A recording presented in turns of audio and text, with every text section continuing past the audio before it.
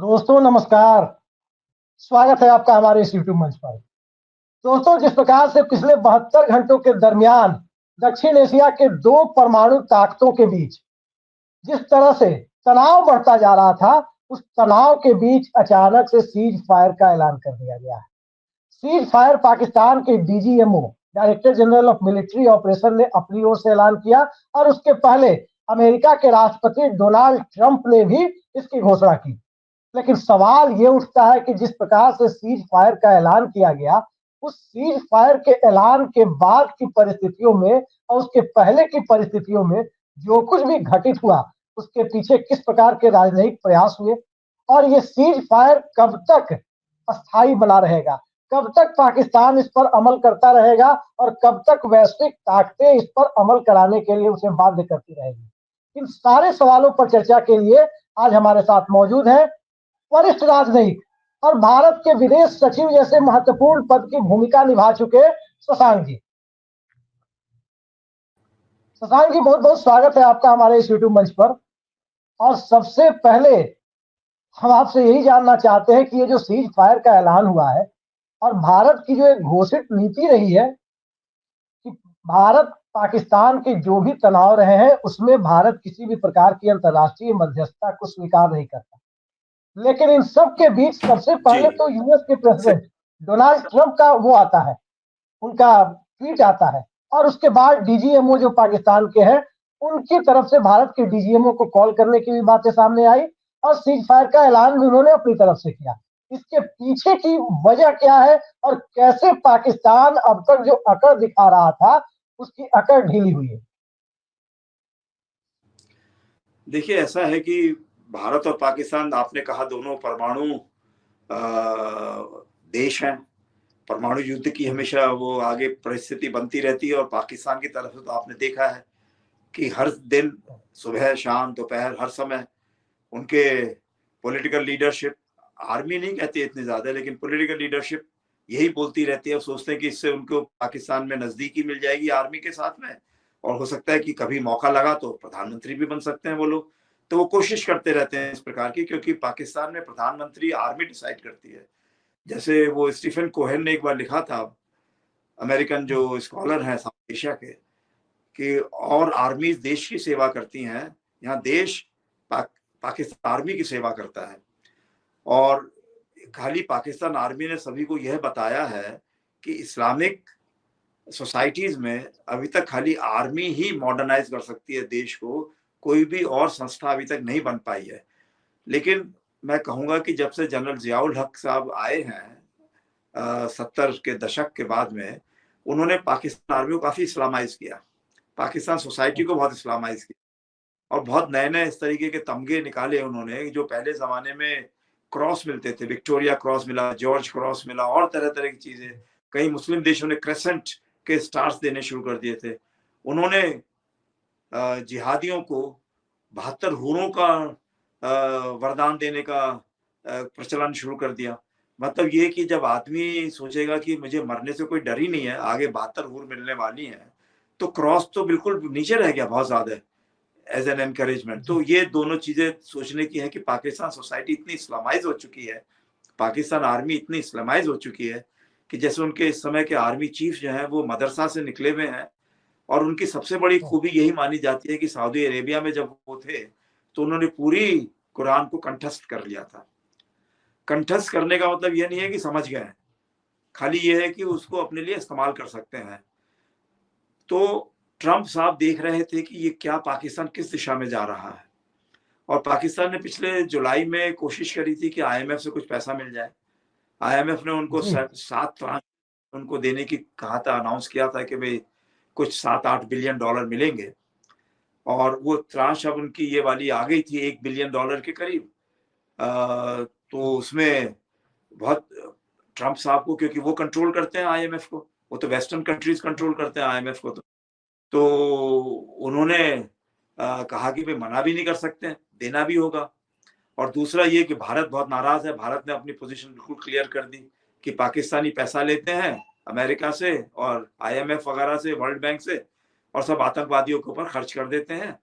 तो इसलिए वो भी ट्रंप साहब उसको, उनको भी नाराज नहीं करना चाहते थे। और पिछले दिनों में आपने देखा होगा 3-4 दिन में रूस की छवि जो है भारत के और भारतीयों के अंदर इतनी अच्छी बन चुकी है कि वो भा नहीं रही थी बिल्कुल भी अमेरिका को। और ट्रम्प साहब ने आपने देखा है कि रशिया यूक्रेन युद्ध में उनको कोई खास मदद नहीं मिल पाई है अभी तक। तो वो उन्होंने अपने दोस्त मोदी को कहा होगा कि भैया दोस्त मोदी, अब तुम पहली बार तुमने काफी इसको सबक सिखा दिया है पाकिस्तान को, आगे भी सिखाते रहना। तो मोदी साहब ने वो जब formal conditional cease fire declare हुई पाकिस्तान की डीजीएमओ के रिक्वेस्ट पर, तो मोदी साहब ने उससे पहले ही अनाउंस कर दी अपनी नई डॉक्ट्रिन कि any action on terrorism will be a declaration of war.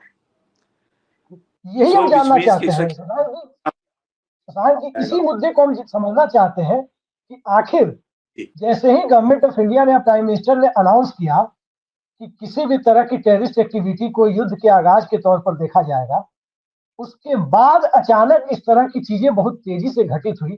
तो अचानक जो 72 घंटे में चीजें नहीं हो रही थी, वो 2-3 घंटे में कैसे हो गई? नहीं, देखिए 72 घंटों में अगर पाकिस्तान के जो 1400 ड्रोन भारत में आए हैं या जो भी उनके हवाई जहाज वगैरह ने डिस्ट्रॉय करने की कोशिश करी, अगर सक्सेसफुल हो जाते तो वो दूसरे तरह की बात चलती। वो पुरानी अपनी जो उनकी नसीहतें होती थी, जो प्रीचिंग उन्होंने बोला ना जयशंकर जी ने कि प्रीच करते हैं वो बहुत देश, तो वो करते वो कि भाई दोनों देशों को मिलकर रहना चाहिए जी और बिल्कुल झगड़ा नहीं करना चाहिए। हम दोनों को थोड़ा थोड़ा पैसा देंगे लेकिन हम डिसाइड करेंगे कि आपको कैसे आप क्या। लेकिन भारत ने ऐसा सबक सिखाया पाकिस्तान को, सारे एयर बेसेस उनके डिमोलिश कर दिए और ऐसा पाकिस्तान को लगने लगा कि अब वो आगे कैसे हवाई जहाज उड़ाएगा या ड्रोन्स को करेगा। कर सकते हैं छोटे मोटे ड्रोन्स को, ऐसी बात नहीं है, उनके और एसेट्स भी होंगे। तो हम समझते हैं कि मोदी साहब को मालूम था कि अब ये आने वाला है, रिक्वेस्ट आ चुकी है 3:30 बजे।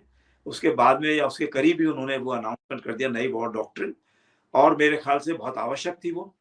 इसका मतलब ये है कि जो भी हमारे और एक्शंस हैं, diplomatic, economic, Indus water treaty या जो भी कोई और है, वो सब के सब में कोई भी अभी बदलाव नहीं आना चाहिए, ना आना चाहेगा। उसमें खाली बस ये है कि कंडीशनल सीज फायर, इसलिए कि भारत सोचता है कि हमने नॉन एस्केलेटरी रिटेलिएटरी एक्शन लिया था पाकिस्तान के खिलाफ। पहले टेररिस्ट कैंप्स डिस्ट्रॉय किए, फिर हमने दूसरी लिस्ट बनाई 12 टेररिस्ट कैंप्स की, उनको डिस्ट्रॉय करना था, अनाउंस भी कर दिया। और हमने जो पाकिस्तान ने हमारे कोशिश करी, जैसे दिल्ली में अटैक करने की कोशिश करी, तो वो सिरसा में कहीं गिर गया तो वो कहते हैं कि अरे सरिस्का में गिरी, तो उन्होंने कहा कि अरे हमने वहां पे उनको अटैक कर दिया, उनका वहां बेस डिस्ट्रॉय कर दिया। ये नहीं माना कि भाई वो हम दिल्ली अटैक करना चाह रहे थे या उससे पहले अमृतसर में हम जो है वहाँ हरमंदिर साहब को डिस्ट्रॉय करना चाहते थे, उन्होंने हमारे जो है सब वेपन्स को डिस्ट्रॉय कर दिया। वो नहीं मान रहे थे, मतलब झूठ झूठ बोलने में लगे हुए थे, वॉर फ्रंट को बढ़ा रहे थे, अब जैसलमेर तक पहुंच गए थे पीओके से निकलकर। तो उससे लगता था कि पाकिस्तान अभी तक सबक सीखा नहीं था। लेकिन ट्रंप साहब ने, मुझे लगता है कि उनको बहुत मनाया, पुचकारा, या जो भी कुछ का $1 बिलियन भी दिए।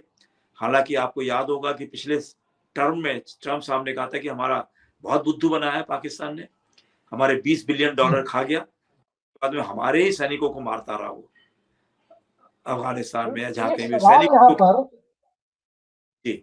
सर, यहाँ पर एक सवाल बड़ा मौजूद हो जाता है कि एक तो आपने कहा कि वहाँ $1.4 बिलियन का लोन सैंक्शन कराया गया। स्वाभाविक सी बात है कि कुछ न कुछ बातें रही होंगी जो पर्देदारी में होंगी। लेकिन एक बात जो अभी समझ में नहीं आ रही है, वो बात दरअसल ये दिखाई दे रही है कि आखिर अब जाकर के पाकिस्तान का सेटअप किस तरह का होगा। पाकिस्तान में जो एक semi democracy, semi military rule जो अभी दिख रहा था, क्या ये फुल मिलिट्री रूल में जनरल मुशर्रफ वाले दौर में वापस जाएगा, या पाकिस्तान अंततः डेमोक्रेसी को कहीं ना कहीं न्योता देने की हालत में होगा?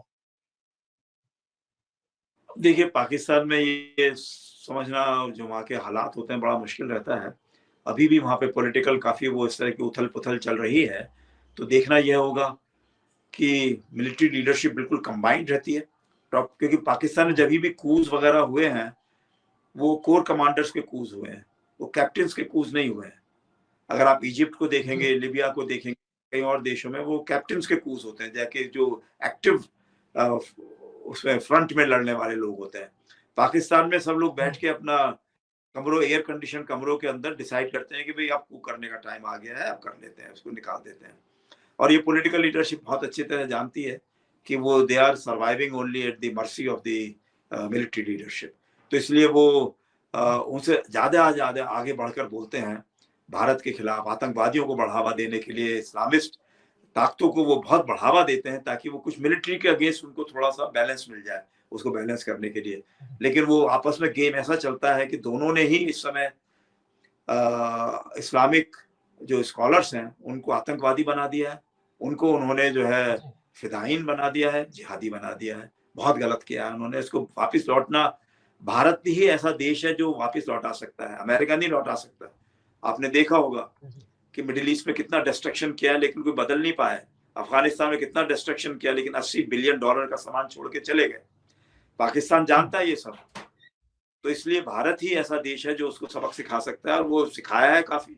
और ट्रम्प साहब जानते हैं, वो मेरे ख्याल से ये नहीं कहेंगे कि भारत रुके, लेकिन अब उनको लगने लगा होगा कि वो काफी वहाँ के डेस्परेट हो चुके हैं पाकिस्तानी लीडरशिप, खासकर मिलिट्री लीडरशिप, और उनको इस समय थोड़ा शांत करना आवश्यक है। तो मेरे ख्याल से उनका कोई वजह रही होगी, उन्होंने बोला है।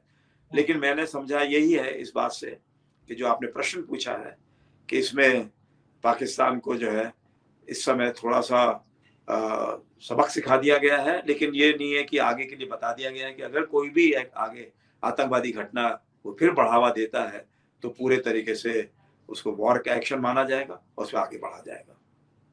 जी सर, एक सवाल हम आपसे अभी और लेंगे, उसके बाद चूंकि आपको दूसरे कार्यक्रम में जाना है इसलिए आपको हम ज्यादा देर तक नहीं रोक सकते, फिर सौरभ जी के पास आ रहे हैं। एक परिस्थितियां जो बन रही है उस परिस्थितियों में आप वैश्विक परिस्थितियों को किस तरह से देख रहे हैं, और वैश्विक परिस्थिति कहने का तात्पर्य मेरा ये है कि दक्षिण एशिया की, साउथ एशिया की जियो पॉलिटिक्स को आप कैसे देख रहे हैं, और उस जियो पॉलिटिक्स में अब क्या लगता है पाकिस्तान और चाइना जो एक अलग तरह की बोनहोमी दिखाई देती है, उस पर किसी तरह की रोक लगती हुई आपको दिखाई दे रही है?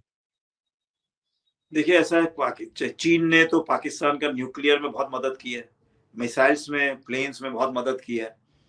इस समय भी हो सकता है पाकिस्तान को शुरू में उन्होंने बढ़ावा दिया हो कि भाई हमारे JF-17 और JF-10 इस्तेमाल कर लीजिए, देखते हैं कैसे रहते हैं अमेरिका, ये भारत के S-400 और बाकी भारत के जो आकाश वगैरह, वो सब स्टडी कर रहे होंगे कि अगर कभी झगड़ा इंडिया चाइना बॉर्डर पर होता है तो वो किस तरीके से इस एक्सपीरियंस का इस्तेमाल कर सकते हैं।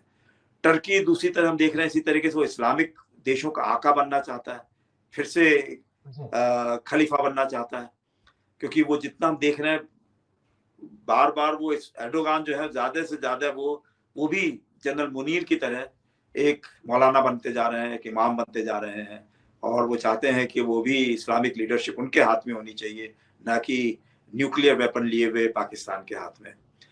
तो या ईरान कोशिश करता रहता है कभी कभी, की जो लीडरशिप है वो इसकी वजह से है।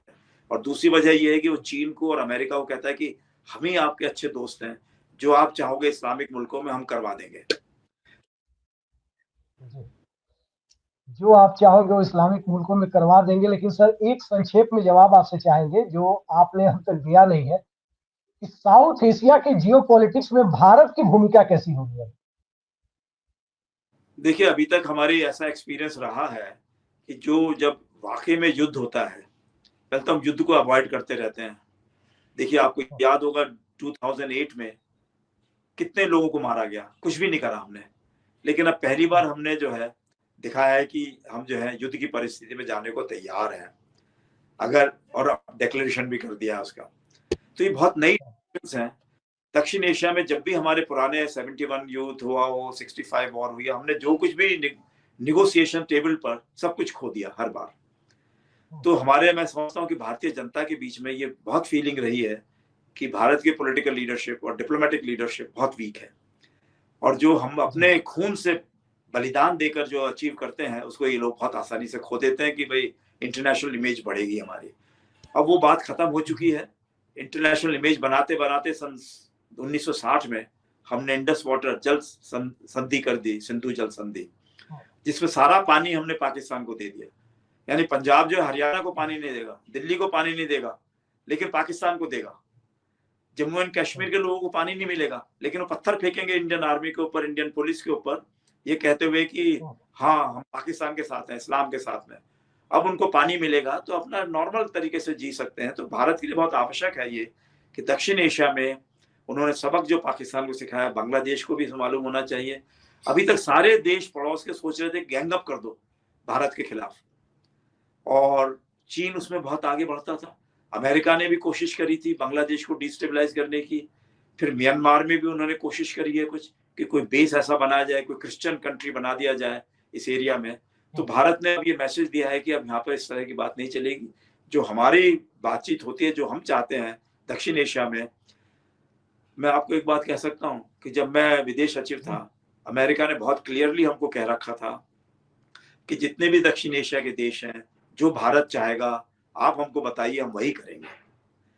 सिर्फ पाकिस्तान के बारे में नहीं सुनेंगे, लेकिन बाकी जितने भी दक्षिण एशिया के देश हैं, जो भी आप कहोगे हम बात मानेंगे, क्योंकि हम नहीं चाहते हैं कि चीन इसमें ज्यादा आगे हावी हो। पाकिस्तान का वो कहने की चूंकि आपको पुराना झगड़ा है, तो इसलिए पाकिस्तान को हम अलग तरीके से देखेंगे। लेकिन अब मुझे लगता यह है कि अब वो बात भी शायद बदल सकती है, और भारत ने खुद ही जिम्मेदारी ले ली है कि पाकिस्तान को हम सबक सिखाएंगे, आतंकवादियों को बढ़ावा देंगे।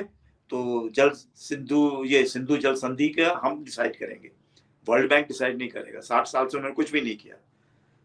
और दूसरा, अगर कोई भी आतंकवादी घटना आगे होती है तो उसका पूरा मिलिट्री स्ट्राइक करके उनको ठीक करा जाएगा। हो सकता है कि जो भी हमारे मीन्स हैं वो पूरे तरीके से इस्तेमाल किए जाएंगे। जी, तमाम बातों पर, चाहे दक्षिण एशिया की के संदर्भ में कही गई बातें हो, या भारत पाकिस्तान की बायलैटरल पोजीशन के बारे में, या अंतर्राष्ट्रीय मध्यस्थता और आगे चलकर कौन सा स्वरूप ले सकता है मुद्दा, इन सब पर तकरीबन 4 दशकों का राजनयिक अनुभव लेकर आज हमारे साथ मौजूद है पूर्व विदेश सचिव शशांक जी। शशांक जी, बहुत बहुत धन्यवाद आपका। आपने अपने व्यस्त कार्यक्रम के बीच आज लगातार आप कहीं न कहीं किसी न किसी चैनल पर आपको बुलाया जा रहा है, और उसके बीच आपने मेरे लिए समय निकाला। इसके लिए हम अपने दर्शकों की तरफ से आपको तहे दिल से धन्यवाद देते हैं। और अब हम सीधे वरिष्ठ पत्रकार शरद गुप्ता जी के पास चल रहे हैं। शरद जी, एक राजनयिक का व्यू आपने सुना, और राजनयिक के व्यू के बाद अब हम चाहते हैं कि एक अंतर्राष्ट्रीय संबंधों को समझने वाले पत्रकार का व्यू इस पर आए। क्या लगता है आपको, पाकिस्तान के डीजीएमओ मजबूर हुए हैं ट्रंप के दबाव में, या पाकिस्तान की जो माली हालत बिगड़ती जा रही थी, एक तरफ पूरब में पश्चिम से हटाकर पूरी आर्मी को लाकर पूरब में जमा कर रहे थे इंडिया बॉर्डर पर, और उधर बलूचिस्तान वाले लोग 39 हमलों की जिम्मेदारी भी ले रहे हैं। हर तरह से पाकिस्तान घिरता जा रहा था। पेट्रोल डीजल बांटने के लिए पेट्रोल पंपों की कमान भी सेना को लेनी पड़ रही। क्या लग रहा है, कौन सी परिस्थितियां थी जिसने पाकिस्तान को इस वक्त सद्बुद्धि देने, या सद्बुद्धि देने का दिखावा करना ही सही कहे, उसके लिए मजबूर किया है? देखिए, सीधी चीज थी कि ये युद्ध पाकिस्तान नहीं लड़ रहा था, ये युद्ध भारत के खिलाफ चीन लड़ रहा था। प्रॉक्सी वॉर, हथियार उसके थे और रणनीति भी किसी हद तक उसकी थी। पाकिस्तान की जो सिपहसालार थे वहां से लेकर और राजनयिक तक, सारे के सारे लेफ्ट हैंड को नहीं पता था राइट हैंड क्या करने वाला है। हर एक आदमी अलग अलग वॉइस में बोल रहा था। तो ऐसे में एक, जिसको कहना चाहिए दिशाहीन पाकिस्तान, वो आ गया। पैसे थे नहीं, बराबर चीन का जो रक्षा कवच था वो फेल हो रहा था। भारतीय मिसाइल लगातार उसको डैमेज कर रहे हैं। 9 जगह पे मिसाइल्स ने सारी मस्जिद और मदरसे सबको तबाह कर दिया। टेरर फैक्ट्रीज तबाह कर दी, 100 से ज्यादा लोग मर गए। तो ऐसे में उसके पास, और उसका जो बदला था, उन्होंने जितने ड्रोन भेजे, जितने भी उन्होंने मिसाइल भेजे, उनमें से एक भी इंडिया के ऊपर गिरा नहीं। तो शेलिंग में जरूर कुछ लोग मरे हैं दोनों तरफ से, वो पहले भी शेलिंग होती रही हैं। तो इसलिए जो जो एक दबाव पड़ा, वो पैसे का भी दबाव था, राजनयन का भी दबाव था, अपने यहाँ इंटरनल परिस्थितियों का भी दबाव था। तो कुल मिला के ये था कि सब, जो एक बेल आउट पैकेज था, इसका भी दबाव था कि भाई हमारे पास पैसे नहीं है, यूनाइटेड नेशंस पैसे देगा। यूनाइटेड नेशंस कब पैसे देगा? जब डोनाल्ड ट्रंप जी कहेंगे कि हाँ भाई दे दो इनको। अगर डोनाल्ड ट्रंप ने मना कर दिया होता तो कोई मतलब ही नहीं था कि पाकिस्तान को बेल आउट पैकेज मिलता। अब पाकिस्तान को अगर bail out package Donald Trump दिला रहे हैं तो क्यों दिला रहे हैं? पाकिस्तान तो बैठा है चीन की गोदी में, चीन के कहने पे पाकिस्तान इंडिया पे वार कर रहा था।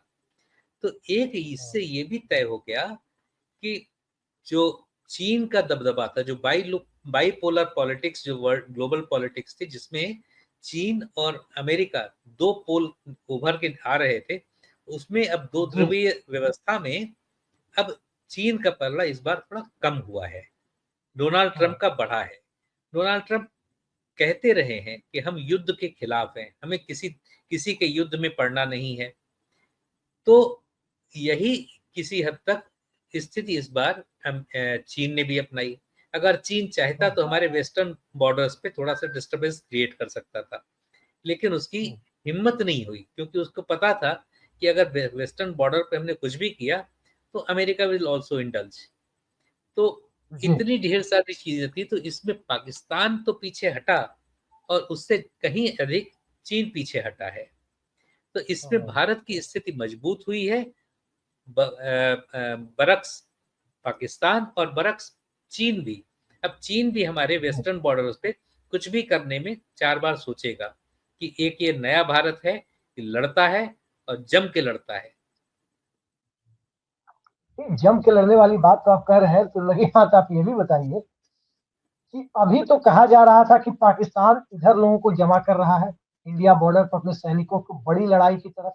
प्रधानमंत्री दिल में ऐलान कर रहे हैं, भारत सरकार ही कहे तो ऐलान कर रही है कि अब कोई भी टेररिस्ट एक्टिविटी होती है तो उसे युद्ध के आगाज के तौर पर देखा जाएगा, और उसके बाद गतिविधियां तेजी से बदलती हैं। इन सब के बीच जो भूमिका अमेरिका की थी उसे आप किस तरह से देखते हैं? क्योंकि डोनाल्ड ट्रंप जो यूक्रेन और रूस का वॉर नहीं रुकवा पाए, डोनाल्ड ट्रंप दुनिया में कहीं दूसरे इलाके में कामयाब नहीं हो पाए, जहां चीन का इंटरेस्ट बीच में सामने था वहां डोनाल्ड ट्रंप सामने आ गए, और वो अब तक तो यही माना जा रहा है कि डोनाल्ड ट्रंप ने इसमें कामयाब हो गए, क्योंकि पहला ट्वीट उन्हीं का आया है, तो वो कामयाब हो गए। तो जब वो कामयाब हो गए तो इसे किस तरह से देखा जाना चाहिए दक्षिण एशिया के मामले में? मैंने अभी आपको बताया, देखिए रूस और यूक्रेन वाले वॉर में भी चाइना का भी एक रोल है कि जो रूस को वो सपोर्ट कर रहा है, पूरे नाटो के खिलाफ जाके नाटो सपोर्ट कर रहा है, सारा पैसा दे रहा है, हथियार दे रहा है यूक्रेन को, और इधर रूस के पास अपने ही हथियार हैं और साथ में चीन भी दे रहा है, क्योंकि वो चाहता है कि रूस मजबूत बना रहे। तो अगर एशिया और यूरेशिया के बीच में रूस और चीन एक साथ मिल जाते हैं तो कोई भी ताकत दोनों को हराने की या दबाने की कोशिश नहीं कर पाएगी। इस पर्टिकुलर मामले में डोनाल्ड ट्रंप ने इतनी अच्छी तरीके से अपने कार्ड्स प्ले किए कि न तो रूस न चीन, दोनों में से कोई भी खास तौर से पाकिस्तान के सपोर्ट में कुछ भी नहीं कर पाए। और जैसा अभी मैंने बताया कि चाहे वो बेल आउट पैकेज था, चाहे उसको ये डर दिखाया गया कि साहब देखो अब बलूचिस्तान आपसे अलग हो जाएगा, अब आपका सिंध भी आपके ऊपर दबाव बनाएगा, तो इतने ढेर सारे फ्रंट खोलने से ज्यादा अच्छा है कि आप सीज फायर पे एग्री कर जाइए और बाकी हम आपको धीरे धीरे सपोर्ट करते रहेंगे, कम से कम आपके खिलाफ नहीं जाएंगे अगर आपको सपोर्ट नहीं करेंगे। तो इतना पाकिस्तान की लीडरशिप को समझ में आ गया। पाकिस्तान के जो एनएसए हैं, इशाक अहमद डार, तो वो सीधे अमेरिका के संपर्क में थे। He prevailed upon the army chief Asif Munir, और उन्होंने प्रधानमंत्री को भी समझाया, शहबाज शरीफ को, कि भाई देखिए हमारे लिए ना हमारे पास हथियार कितने मजबूत है, आपने देख लिया, लगातार इंडिया मार रहा है हमें, और कहीं अगर इसमें अमेरिका बीच में आ गया तो हमारी क्या हालत होगी, इसलिए जल्दी से इसको एग्री कर जाइए।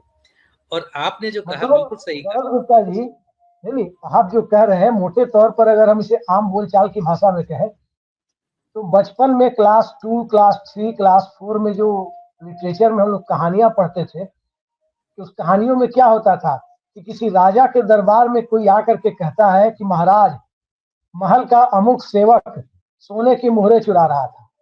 फिर राजा कहता है अच्छा सोने की मोहरें चुरा रहा था, जाओ उसे 500 मोहरें गिफ्ट कर दो, उसे दे दो।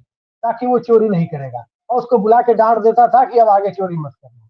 क्या यही है क्या वो $1.4 बिलियन के लोन की स्थिति?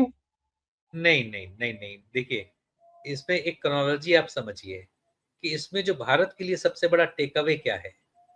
भारत के लिए सबसे बड़ा टेक अवे है कि Bharat has emerged as new Israel, कि अगर हमारे एक भी नागरिक के खिलाफ कोई सर उठाएगा, कोई उसको डैमेज करने की कोशिश करेगा, उसको हानि पहुंचाने की कोशिश करेगा, तो भारत ऐसे ऐसे किसी भी व्यक्ति को, किसी भी ऐसी हस्ती को, चाहे वो देश ही क्यों ना हो, पाकिस्तान ही क्यों ना हो, कोई भी दूसरा देश हो, तो उसको दौड़ा दौड़ा के मारेगा। अभी पाकिस्तान क्या कर रहा था, पाकिस्तान खुद भारत के खिलाफ कुछ करने के बजाय इन सब आतंकवादियों के खिलाफ वो 1000 कट्स वाली थ्योरी पे काम कर रहा था। पाकिस्तान से गलती कहाँ हो गई, पाकिस्तान से आतंकवादियों से, कि ये जो द रेजिस्टेंस फोर्स थी टीआरएफ, उसने रिस्पॉन्सिबिलिटी क्लेम कर ली पहलगाम की। अब रेजिस्टेंस फोर्स एक ऑफशूट था एलईटी का, लश्कर तोयबा का। लश्कर तोयबा का हेडक्वार्टर कहाँ है, सब पाकिस्तान में। उसको स्पॉन्सर कौन करता है? तो एक तो वो बिल्कुल क्लियर हो गया कि साहब ये पाकिस्तान करा रहा है। उसी चीज को कल जो विक्रम मिस्री ने पेश किया कि देखिए ये फोटो है, किसी भी देश में आतंकवादियों के क्रिमेशन पे, उनके फ्यूनरल पे क्या देश का झंडा राष्ट्रीय सम्मान के साथ, और जिसमें देश की प्रमुख हस्तियां और आर्मी के ऑफिसर, ऐसा कहीं होता है क्या? तो ये आतंकवाद जो है पाकिस्तान को का स्टेट पॉलिसी है। तो उससे भी एक पाकिस्तान को झटका लगा अंतरराष्ट्रीय स्तर पे कि भाई यार, अब आप एक तरफ आतंकवाद का पोषण कर रहे हो, और दूसरी, और जो मोदी जी ने ये डॉक्ट्रिन बना दी कि भाई उड़ी के बाद हम सर्जिकल स्ट्राइक करेंगे, पुलवामा के बाद हमने बालाकोट कर दिया, और पहलगाम के बाद हमने ऑपरेशन सिंदूर कर दिया। तो ये बता दिया कि अब चौथी बार अगर किया तो समझ लो कि अब इस्लामाबाद ही बाकी रह गया। तो ये एक नई डॉक्ट्रिन, मीडिया वाले पहुंच चुके थे, वो तो कब्जा ही कर चुके थे। नहीं, गोदी मीडिया, देखिए इसका ये भी बहुत बड़ा टेक अवे है कि हमारा गोदी मीडिया जिस तरीके से एक्सपोज हुआ है, और गोदी मीडिया जिस तरीके से पूरे दुनिया में उसने क्रेडिबिलिटी खो दी, कि कोई भी देश अब पाकिस्तान के मीडिया को तो एक बार विश्वास करता है, लेकिन भारत के मीडिया का विश्वास खत्म हो गया है। कोई भी चैनल, कोई भी अखबार भारत के मीडिया का कुछ भी हिस्सा दिखाने से पहले 10 बार सोचता है कि यार ये तो पाकिस्तान वही चैनल है जो इस्लामाबाद पे कब्जा कर लिया था, जिन्होंने कराची पोर्ट उड़ा दिया था। लगता है शरद जी आपकी सुब्रमण्यम स्वामी से अच्छी दोस्ती, लगता है कि आपकी सुब्रमण्यम स्वामी से अच्छी दोस्ती हो गई है, क्योंकि वो कहते हैं कि भारत के डेटा पर दुनिया में कोई भरोसा नहीं करता, जो आंकड़े आते हैं, चाहे वो किसी अनएम्प्लॉयमेंट के हो या कोई और आर्थिक आंकड़ा हो। आप कह रहे हैं भारत की मीडिया पे कोई भरोसा नहीं कर सकता। मुझे कहीं ना कहीं लग रहा है कि आपकी हाल फिलहाल उनसे लंबी गुफ्तगू हुई है, और जो परिस्थितियां है उस परिस्थिति में दोनों के विचार मेल खा रहे हैं। नहीं, मैं मानता हूं कि भारत के आंकड़ों पे भले विश्वास हो ना हो, लेकिन भारत की लीडरशिप पे दुनिया को भरोसा है, और वो इन पिछले 3-4 दिनों के घटनाक्रम ने क्लियरली दिखा दिया है कि भारत की लीडरशिप क्रेडिबल है, और वो दुनिया में उसका सम्मान बहुत बढ़ गया है। भारत में तो बढ़ा ही है। और एक इसका अगर आपको टेक अवे उस तरीके से देखना चाहे, पॉलिटिकल टेक अवे, तो मेरा मानना है कि बिहार का इलेक्शन अब दूसरी पार्टियों को लड़ने की कोशिश भी नहीं करनी चाहिए, और मुझे लगता है कि अगर अगर हो सकता है तो ये 2029 के चुनाव तक भी हो सकता है इसका असर दिखे। आप इस बीच में जितने भी चुनाव होंगे, हो सकता है वेस्ट बंगाल में भी आप कुछ असर दिखे, हो सकता है यूपी के चुनाव में असर दिखे, लेकिन बिहार का तो क्लियरली सबसे पास में वही है, इसलिए इसका राजनीतिक असर बहुत होगा। आप राजनीतिक असर की बात कर रहे हैं, फिलहाल परिस्थितियां ऐसी है कि अभी हफ्ते दिन पहले मुझे अचानक बिहार आना पड़ा। मैं बिहार में भी ही अभी बैठा हुआ हूँ। ये बालाकोट वाली स्थिति नहीं है। खैर, आज वो मुद्दा नहीं है कि उस पर हम चर्चा करें। मूल मुद्दा यह है कि जो सीज फायर की परिस्थितियां बनी है, उन सीज फायर की परिस्थितियों के पीछे कौन कौन से फैक्टर जिम्मेदार थे, किन लोगों ने, किन ताकतों ने और किन परिस्थितियों ने पाकिस्तान को सीज फायर पर मुक्त के लिए मजबूर किया है, या पाकिस्तान अपने माली हालात के सामने झुकने को मजबूर हुआ है। एक तरफ पाकिस्तान के भीतर डिसइंटीग्रेशन का खतरा मंडरा रहा था, जिस तरह से बलूच नेशनल आर्मी लड़ रही थी, एक तरफ अंतर्राष्ट्रीय परिस्थितियां उसे मजबूर कर रही थी, तीसरी तरफ देश के अंदर के हालात, आर्थिक हालात उसे मजबूर कर रहे थे। और इन सब के बीच भारतीय सेना का शौर्य और भारत की जो लीडरशिप है, लीडरशिप की बात हम कहें तो हम हमेशा सामूहिक लीडरशिप की बात करते हैं। इस सामूहिक लीडरशिप के दायरे में भारत की संसदीय व्यवस्था में सदन का नेता और विपक्ष का नेता दोनों आता है। तो एक क्रेडिबल लीडरशिप भारत के पास थी, और इस क्रेडिबल लीडरशिप के पीछे 70-75 साल का लोकतांत्रिक इतिहास भारत का, उन सब ने दुनिया में जिस क्रेडिबिलिटी की जरूरत थी वो काफी पहले से भारत की बनी हुई थी। और उसी के बाद अंतर्राष्ट्रीय समुदाय को भी ये लगा कि पहलगाम की घटना और ये कायराना कार्रवाई, उसके बाद की परिस्थितियों में जो पाकिस्तान कर रहा है, कहीं ना कहीं ये दो परमाणु ताकतों के बीच ये शुभ संकेत नहीं है, वैश्विक शांति के लिए ठीक नहीं है। और भारत का स्टैंड कहीं से गलत नहीं ठहराया जा सकता, क्योंकि भारत अंततः लोकतांत्रिक मूल्यों और मानवीय मूल्यों के साथ चलने वाला देश है। किसी भी पार्टी की, किसी भी धारा की सरकार हो, लेकिन विदेश नीति और आर्थिक नीति बदलती नहीं है। और उसी का परिणाम हुआ है कि अंतर्राष्ट्रीय स्तर पर उस क्रेडिबिलिटी ने, भारत की पिछले 7 दशकों से ज्यादा से बनाई गई क्रेडिबिलिटी ने, अंतर्राष्ट्रीय समुदाय के बीच भारत की स्थापित साख ने पाकिस्तान की जो छीछालेदार कराई है, उसी छीछालेदार की परिस्थितियों ने वहां के डीजीएमओ को, वहां के सरकार को इसके लिए मजबूर किया, वहां की सेना को मूल रूप से इसके लिए मजबूर किया कि सीज फायर का ऐलान वो खुद से करें। चलिए, देर आए दुरुस्त आए, तात्कालिक सद्बुद्धि आई है, अस्थायी सद्बुद्धि आई है, इसके लिए हमें इंतजार करना होगा। और देखते हैं कब तक इस सीज फायर की पॉलिसी पर पाकिस्तान चलता है। आज की इस बेहद सार्थक चर्चा में जुड़ने के लिए शरद गुप्ता जी और पूर्व विदेश सचिव शशांक साहब, आप सबने समय निकाला, बहुत बहुत धन्यवाद आपका। नमस्कार।